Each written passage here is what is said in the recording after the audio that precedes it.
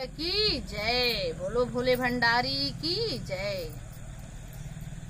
वृंदावन आए आज भोले बाबा जी, कान्हा से मिलने आज आए भोले बाबा, कान्हा से मिलने आए भोले बाबा। माथे की चंदा छोड़े भोले बाबा, माथे के चंदा छोड़े भोले बाबा, बेंदिया पहरे आज आए भोले बाबा, बेंदिया पहने आए भोले बाबा। वृंदावन आए आज भोले बाबा।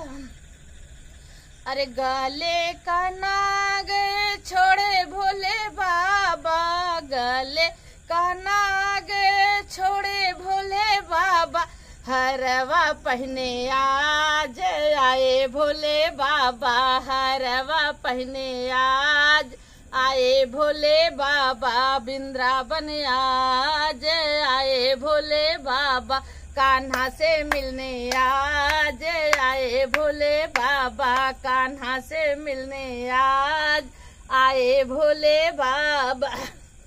अरे नंदी कार्तिक यो गणपति का छोड़े भोले बाबा, कार्तिक यो गणपति का छोड़े भोले बाबा, गौरा संग आज आए भोले बाबा, गौरा संग आज आए भोले बाबा, कान्हा से मिलने आज आए भोले बाबा, कान्हा से मिलने आए भोले बाबा। वृंदावन आज आए भोले बाबा। अरे हाथे का डमरू छोड़े भोले बाबा, हाथे का डमरू छोड़े भोले बाबा, कंगन पहरे आज आए भोले बाबा, मेहंदी लचे आज आए भोले बाबा, कान्हा से मिलने आज आए भोले बाबा, कान्हा से मिलने आज आए भोले बाबा।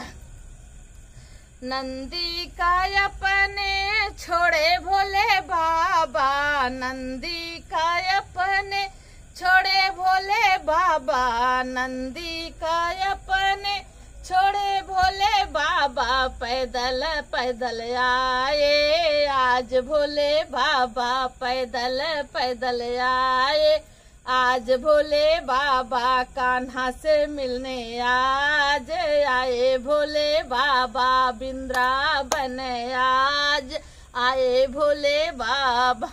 अपना पीर छोड़े भोले बाबा, लहंगा पहने आज आए भोले बाबा, लहंगा पहने आज आए भोले बाबा, कान्हा से मिलने आज आए भोले बाबा, कान्हा से मिलने आज आए भोले बाबा। वृंदावन आज आए भोले बाबा।